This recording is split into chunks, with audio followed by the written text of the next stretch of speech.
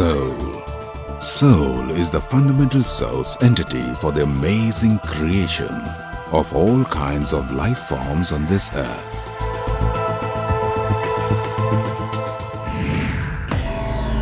And the evolvement of the human race is the perennial point of this creation.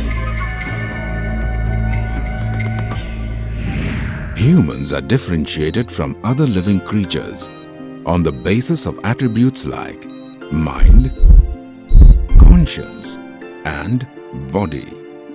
Man is deeply in love with this body, but it needs to be realized that the body is a temporary arrangement within the limits of time and space.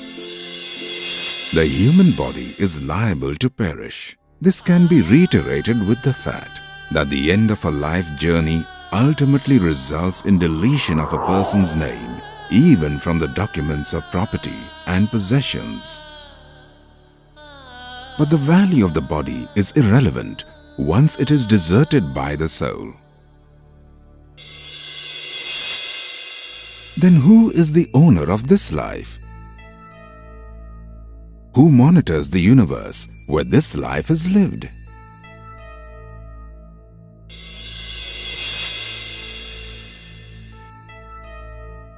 The universe is governed by the soul.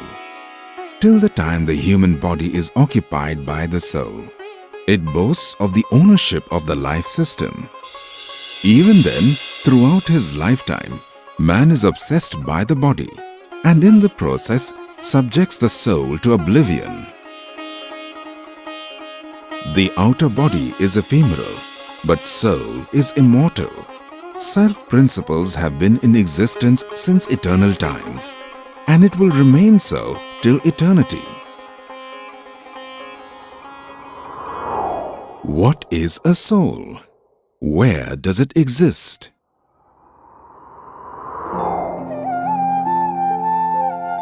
Soul is something that resides in every living being. It is something that encompasses the entire universe.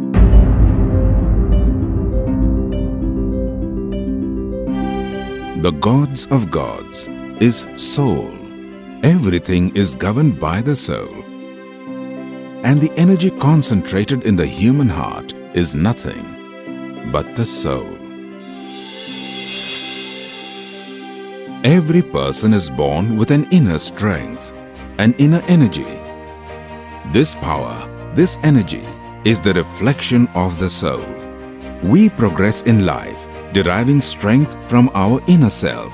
The journey begins with infancy and is continued till the time we understand the intricacies of survival in this world. But the practicalities of life not only take us away from our own selves, but also creates a distance with fellow human beings. Man is flattered by the technology revolution of modern times to such an extent that he doesn't even realize the ensuing lack of dialogue with his family, friends, and neighbors.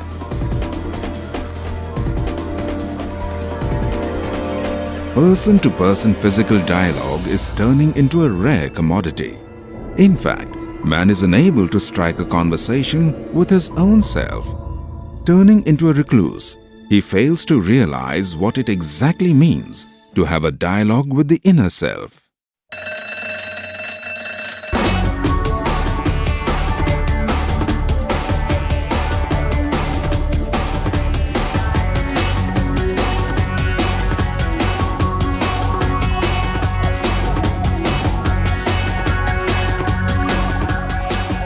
Human lifestyle is bound to change according to progressing times.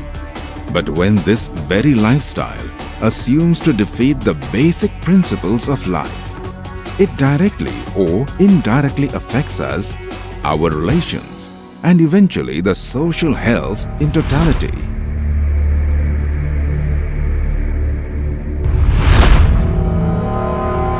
This self-triggered competition of life gives birth to emotions like lust, anger, greediness, jealousy, hatred, and envy.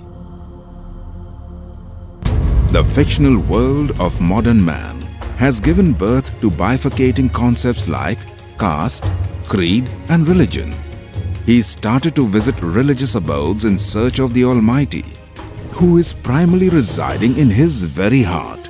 But how could a person with a disturbed mind and senses find his God when he could not find his peace of mind?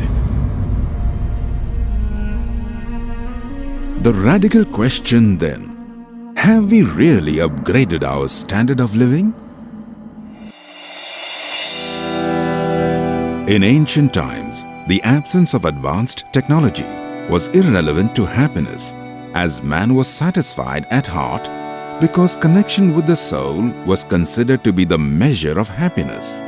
Examples of a larger human lifespan in the absence of modern stress and pressures are found in the Holy Scriptures.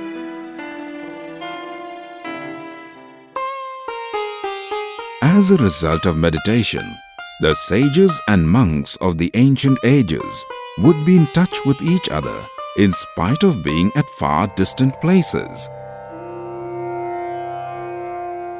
They would turn the impossible into possible on the basis of confidence gained by meditation.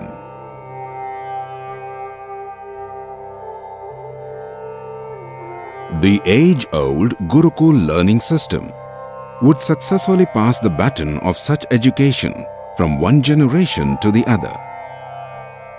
Today, this is possible under the guidance of Om Vishwatmak Gurudev.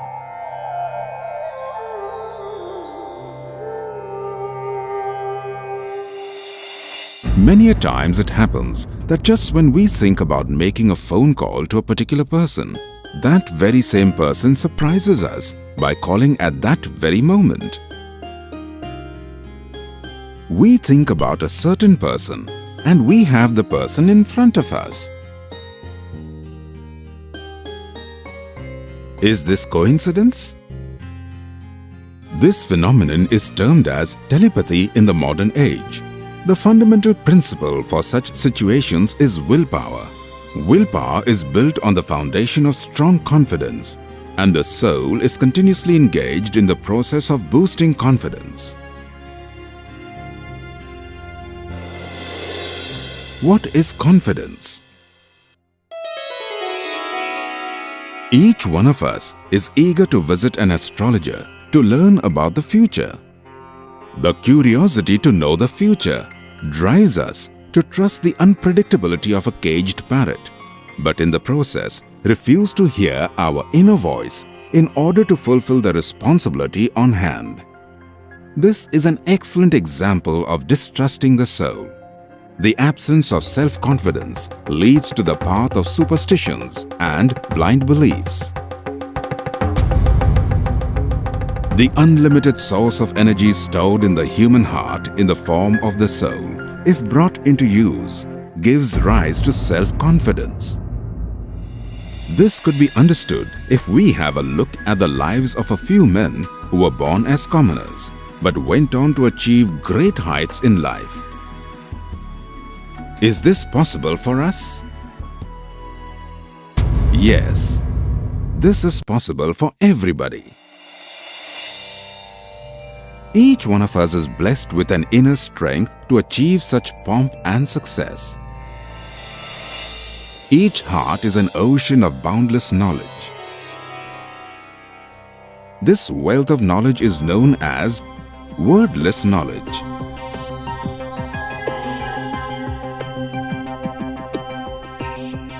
We keep struggling to acquire knowledge that is required to survive in the practical world. But this knowledge is just a fraction of the limitless knowledge enclosed within us. The simplest and the easiest manner to achieve this global knowledge is meditation.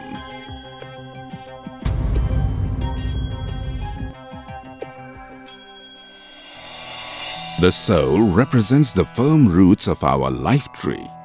The flower, fruits, leaves, branches of this tree are synonymous to our parents, friend circle, and neighbors. To maintain the health and prosperity of this tree, it is essential to water the roots, which suggests that our blending with the soul is imperative for the well-being of all concerned members within our circle of relations. But this requires correct advice and guidance, a person who would lead us to the path of virtue, the Sadguru. The path of conquering your own self is rendered effortlessly yet swiftly in the company of the Sadguru. The influence of the Guru is shaping the idol within you. The god within a sculptor is obliged by carving a god out of stone. Soul is the only existing truth in this world. Soul is infinite. Neither does it have a beginning nor an end. In order to find solution to our problems, in our quest to achieve success, we keep running and stumbling in every possible direction.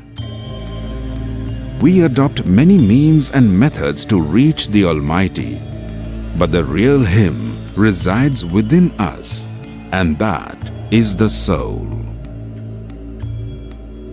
The simplest way to reach Him is serving your own self.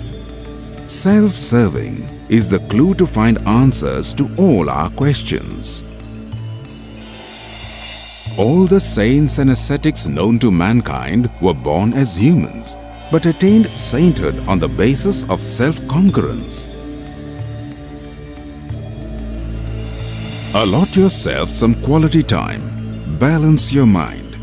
Meditation allows you to obtain deep concentration, a steady mind, capacity to take correct decisions in difficult times, freedom from emotions like lust, anger, greediness, jealousy, hatred and envy, the capacity to strike a conversation with one another in the absence of words and achievements on the base of strong willpower. All of this can be achieved by meditation. Self-probing is the stepping stone to success. Peep into your own self.